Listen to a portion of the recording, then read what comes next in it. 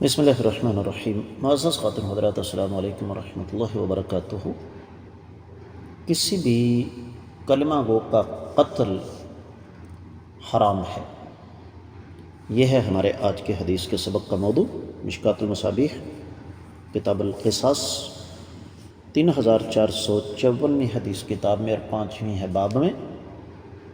الفاظ سماعت فرمائیے گا۔ وعن اسامہ بن زید قال بعثنا رسول الله صلى الله عليه وسلم إلى أناس من جهينة فأتيت على رجل منهم فذهبت أطعنه فقال لا إله إلا الله فطعنته فقتلته فجئت إلى النبي صلى الله عليه وسلم فأخبرته فقال أقتلته وقد شهد لا إله إلا الله؟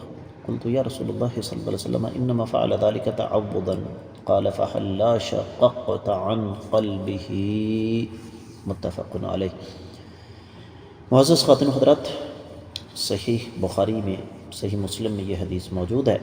تفصیلی حوالہ میں آپ کی خدمت میں رکھ رہا ہوں۔ صحیح بخاری کتاب الدیات دوسرا باب ہے، 6872ویں حدیث اور 4269ویں۔ صحیح مسلم میں 277 اور 78، سنن ابی داؤد میں 2643ویں۔ حدیث کی سند پر کسی قسم کا کوئی اعتراض نہیں۔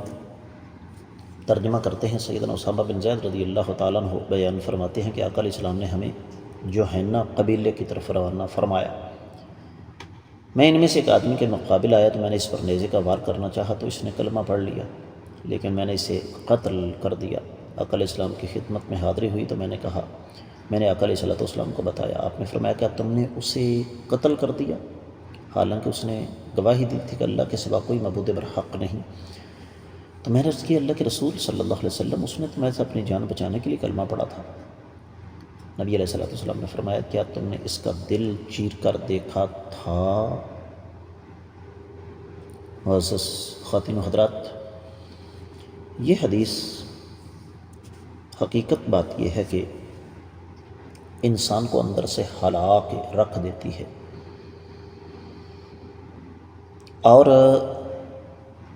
ہلا اس وجہ سے دیتی ہے کہ آج ہم اپنے ہی مسلمان بھائیوں کو گاجر مولی کی طرح کاٹنے سے پہلے ایک لمحہ بھی نہیں سوچتے، لیکن کائنات کے امام صلی اللہ علیہ وآلہ وسلم نے ایسے شخص کو بھی قتل کرنے سے منع فرما دیا جس کے بارے میں قرائن یہ وعدے کر رہے تھے کہ عین ممکن ہے اس نے اپنی جان بچانے کے لیے کلمہ کا سہارا لیا ہو، کلمے کی آڑ لی ہو۔ یہاں سے اہل علم نے ایک بڑی زبردست بات ہمارے سامنے رکھی ہے کہ وہ ہمارے علماء اور واعظین جو بات بات پر کفر کے فتوے لگا دیتے ہیں، اپنے مخالف کو فوراً کافر کہہ دیتے ہیں، انہیں اس بات پر غور و فکر کرنا چاہیے۔ اور یہ حدیث ہمیں یہ بھی بتاتی ہے کہ دلوں کے حال اللہ تعالیٰ بہتر جانتے ہیں۔ جس نے کلمہ پڑھا ہے، ہمیں اس پر وار کرنے کا، اس کو قتل کرنے کا کوئی حق نہیں، کیونکہ دلوں کا معاملہ اللہ تعالیٰ کے سپرد ہے۔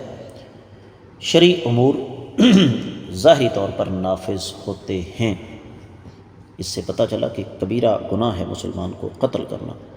اللہ تعالیٰ ہمیں سمجھنے کی توفیق عطا فرمائے۔ اجازت دیجیے، السلام علیکم ورحمۃ اللہ وبرکاتہ۔